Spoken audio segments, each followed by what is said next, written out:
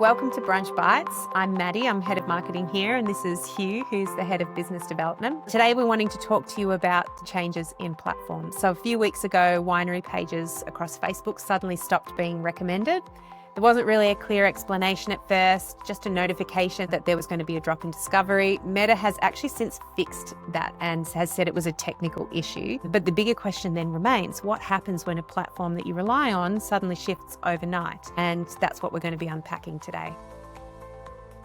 It was a bit of a shock in early January when that first bit of news fed through, Maddie, wasn't it? I caught wind of it through wine news that I follow and followed straight up with you and your team, and all these accounts that we've been managing had just been dropped this pretty alarming notice. There wasn't any prior knowledge or warning. It was just a notification that dropped in. So anyone that had any alcohol-related content suddenly received a message overnight to say that their content was not going to be prioritized in the discoverability sections of Facebook.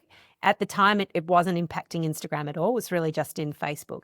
And what that means is that in the home feeds where you are able to reach new organic customers or viewers, the content that is prioritized in that For You feed, they were basically saying that if you're an alcohol brand, none of your content is going to get prioritized in that feed. There was a lot of articles that started getting sent around, a lot of misinformation, everybody getting a little bit like, all right, what does this mean for us as a winery who's creating content? How do we get discovered? Especially when you're always looking for new audiences. It's a bit of a shock. And one of our directors, Charlotte, who's based in the States, she was at a Texas wine direct-to-consumer symposium, and it was pretty big news during that event. It was big news for a little while. It's turned out that it was actually an error that was made in the algorithm at the time, where alcohol-related content, being somewhat sensitive in topic, got lumped in with a bunch of other topics that are excluded deliberately from the For You feeds, for anything that's potentially controversial. That was an automatic exclusion that had happened through the algorithm, and Meta has since reinstated alcohol pages in the discoverability section. But there was a few weeks there where it was impacting and there hadn't really been a lot of communication around it. So a lot of people started to go, all right, is this a permanent thing? And what does that actually mean? It's great that it's turned out not to be permanent and that it has been clarified and fixed up now. But what it has raised is how reliant are you on those discovery feeds as a winery? It's not just Facebook, it could be all different types of platforms. We know there's updates that have impacts on business.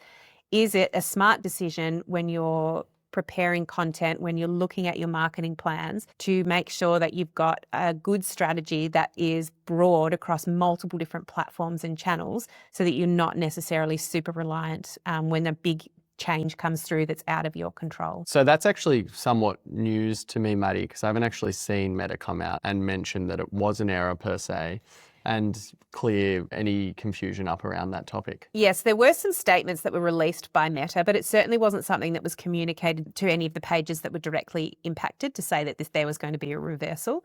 While the issue looks like it's mostly resolved, and that is really, really good news, the question is what happens when something changes overnight and how future fit is your business and ready to pivot at a moment's notice. We work with lots of businesses, lots of wineries, and they've had various people working with these accounts, and that can be one of the most difficult things is regaining access if a mobile phone has moved on or, a person's email's moved on. We were dealing with one recently where, they had to film a video showing signage, new address and things like that on site. But it brings to the fore the fact that, these social platforms, these accounts that you often, in many cases, spend a lot of money to build are really a rented space. They are a rented space, and I think that's always something to consider. There are parts of it that you own, and that is your page and your content and things like that. It's always so important for a business to make sure that the login ownership of that is actually still within the business. I've seen so many heartbreaking cases where someone's moved on, they're not contactable anymore, and the page ownership at the Meta business profile level, the access of that has been lost. And while you can still post on the page, the ownership of the page has actually left with the person that set it up. And in those cases, like we've had horrible stories, we've had to completely restart someone's whole Instagram account or Facebook account because they've lost intrinsic ownership of that page. So if you're not really sure, double check your Meta business settings, because this is your business IP. It's important for it to maintain within the business. So make sure that your ownership of your page and your content is still within, the right email accounts in the business. Aside from that though, any of the content that's getting pushed out into the discoverability spaces, those homepages, those for yous, the explore, any of those kinds of feeds where your content is potentially going to be served to new audiences, that is a rented space. And understanding, I suppose, that it is a piece of the puzzle, but it's not the only way in which that you can engage new audiences. So making sure that you have a really nice mix of different channels and platforms so that if something did change overnight and suddenly you can't access that audience anymore, you've still got your eggs in other baskets.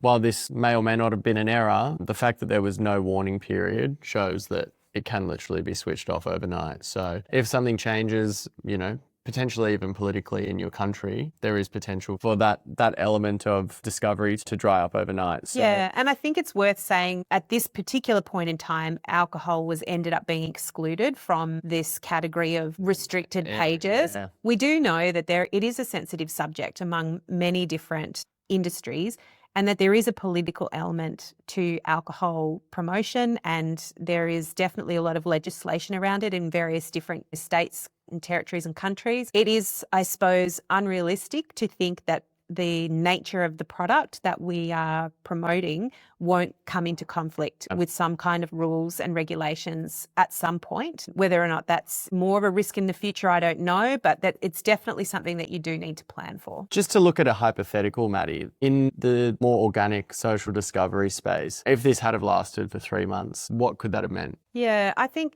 there's a couple of things to think about here. First of all, even getting discovered in the discovery space is actually quite hard, regardless of whether or not you've been restricted because you're an alcohol brand. Facebook, Instagram, they essentially are serving content that people are interacting with. It's actually got to be great content, really, really above standard content in order for you to have a chance to be on the discoverability page anyway. As a winery, if your content is more geared towards your current audience, it's not necessarily trending content, it's not necessarily as visually appealing or eye-catching as others, it's unlikely you were going to be on the discovery page anyway, right? So from that perspective, if your content wasn't hitting the gold standards, this particular change to the algorithm wouldn't have impacted you as much because you weren't already relying on being in that space to sort of gather the new interest and the new views and things like that. Your email database, your website and your e-commerce store and the automated flows that you've got through your business, that is what you own. Right? So the more people that you can actually put in those safe spaces and interact with them there, the more diversified your risk is going to be. What we see, those social media is often, especially in that discoverability space, it's a great way to bring new people into the brand. But the strategy probably also needs to be about how to convert them into the database as opposed to just keeping them sort of incidentally aware through the social media platforms. So what are some good ways to, I guess, move that organic discovery or engagement in that social space through to your more owned databases in your CRM, your email database, moving to your website, your e-commerce store and getting them into your automated flows if you have those set up? How do you do that? One of the best ways to bridge the gap, which is part of the reason why I think they make these restrictions on, Meta and things at the start anyway, is because they want you to pay to play. Yeah. And paid advertising is a fantastic way to bridge the gap between an organic audience that's discovering you and then moving them into a converted buyer on your database list. So the way that you can set up your meta advertising, whether that be through Facebook, Instagram, or both of them, can really retarget people that are interacting and discovering your pages and can actually retarget them with highly qualified offers and or invitations to events or things that are going to be of great interest to them with a high chance of getting them to convert. Once they then convert and they come onto your email database from there, then they can move into the ecosphere that you've got of your owned audience. So that paid media I see is a really important way of bridging the gap between attracting organic visitation and then converting them into your owned space. And working in that paid space, you can target people who have been interacting with your page organically without giving away all your tricks of the trade. What kind of things can you do to make sure that they come across into your space? What are some techniques? A very common way of doing this would be if someone has just started to engage with the page and the brand organically, you can then retarget them by sending them some links to really awesome blog articles on your website for them to discover and read more. The first step is there to warm them up on the website, right? As opposed to just getting them directly onto your email. They can start clicking around. They can start to be more aware of what your offering is.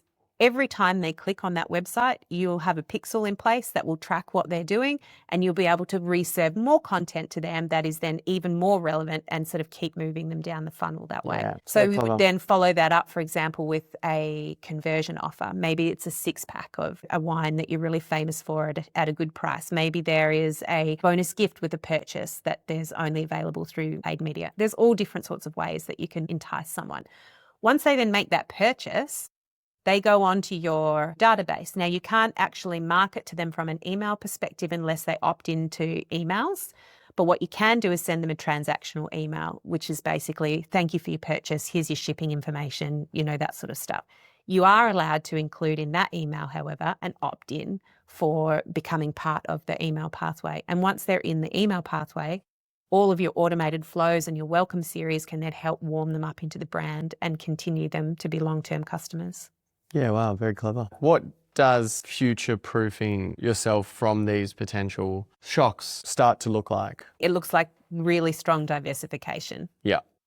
Right? That would be the first step. In the social media space, discoverability relies very heavily on content, and content is very key there. There are multiple platforms that you can serve content on. It doesn't just have to be Facebook or Instagram. I would make sure that you've got a nice sort of suite of different social media platforms. So if one's being impacted, you can potentially lean on another in a short-term situation. What other ones would you look at? Well, it depends on your audience, but potentially TikTok, the content required for that's much harder to do well. Yeah. So I would caution you before you go down the TikTok road to really understand what the commitment level would be like for that. Pinterest is often a great one for wineries. LinkedIn for those more business to business focused accounts. What I would say though is that whatever you're doing, the priority has to be getting the data onto your database, because then it's secure and you won't have as many fluctuations and changes. And so that needs to be where the core of your energy is going into. You kind of want that going both ways, right? If you have someone who has come and been to your physical location, or, has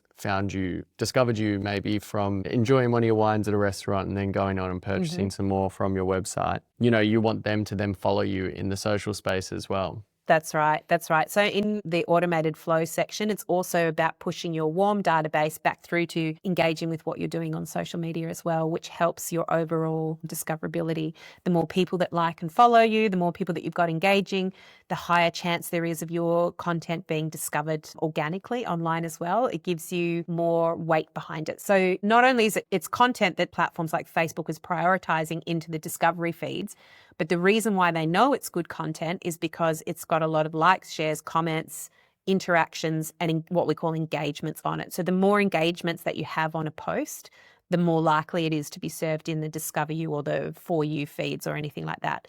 So if you don't have a big social following, but you do have a big database, I would look at what campaign you could run to get your database following you on socials, which will boost your engagement levels and give you more chance of being discovered that way as well. And then it coming back the other way around. Goes in and out. You've got to also consider what AI discoverability can do for you now. So there's the old adage is, SEO for Google search engine optimization, and that's obviously still very, very important. But a big part of it now is also making sure that your products are discoverable on AI searches as well. And we're seeing a big increase in people trending towards AI to find and connect with product. So one of the best ways that you can do that is to make sure that your product data, so the information about your product on your website, is very enriched. There's a great article about this that I can link afterwards.